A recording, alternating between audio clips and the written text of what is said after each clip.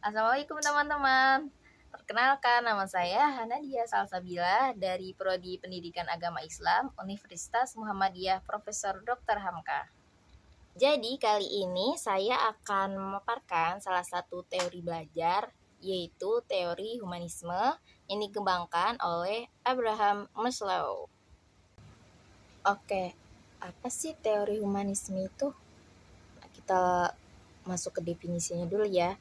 Definisi teori humanisme yaitu pembelajaran diartikan sebagai upaya menguasai khazanah ilmu pengetahuan sebagai rangkaian pembentukan kepribadian secara menyeluruh. Menurut pandangan humanisme, tujuan pembelajaran adalah untuk mengembangkan manusia seutuhnya. Keberhasilan belajar peserta didik itu dilihat dari apakah peserta didik itu dapat memahami dirinya sendiri dan lingkungannya dengan baik. Dalam penerapan teori humanistik dalam kegiatan belajar, pendidik sebaiknya membimbing peserta didik untuk berpikir secara induktif, mengutamakan praktik dan menekankan pentingnya partisipasi aktif peserta didik dalam proses pembelajaran. Oke, selanjutnya tokoh yang mengembangkan teori ini yaitu Abraham Maslow. Nah, siapa sih Abraham Maslow itu? Nah, Abraham Maslow terkenal sebagai bapak aliran psikologi humanistik. Nah, ia berpendapat bahwa manusia itu berperilaku guna mengenal dirinya dan untuk mengapresiasi dirinya dengan sebaik-baiknya.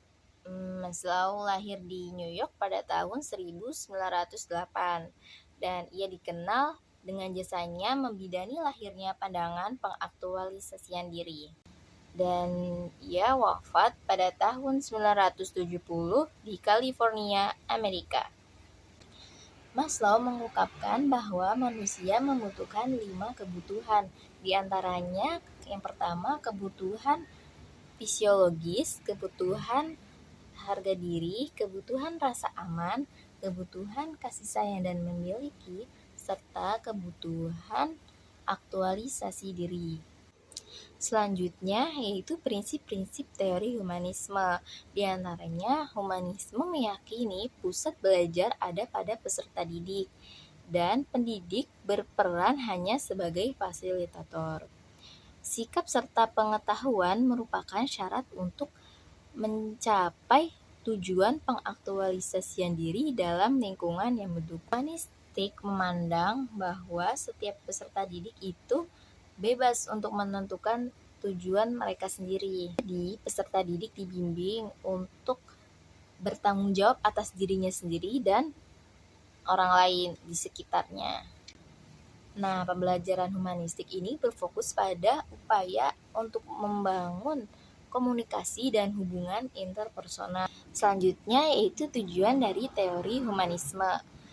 Ya, di antaranya tujuannya adalah agar siswa dapat mengembangkan dirinya, yaitu membantu masing-masing individu untuk mengenali diri mereka sendiri sebagai manusia yang unik dan membantu dalam mewujudkan potensi-potensi yang ada dalam diri mereka.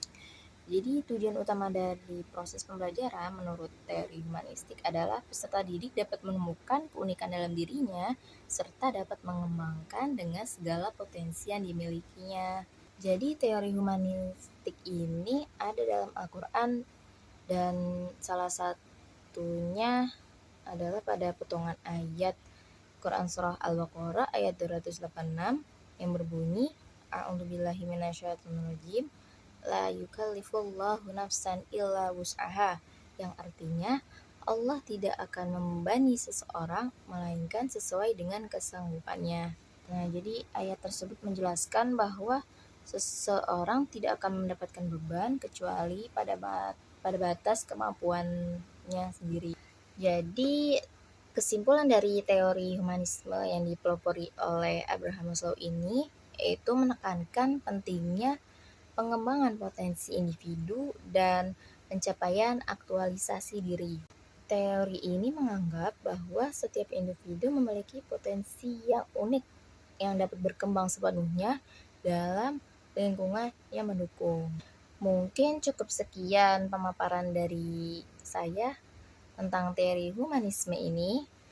Kurang lebihnya mohon maaf. Wassalamualaikum warahmatullahi wabarakatuh. Kapan-kapan lagi.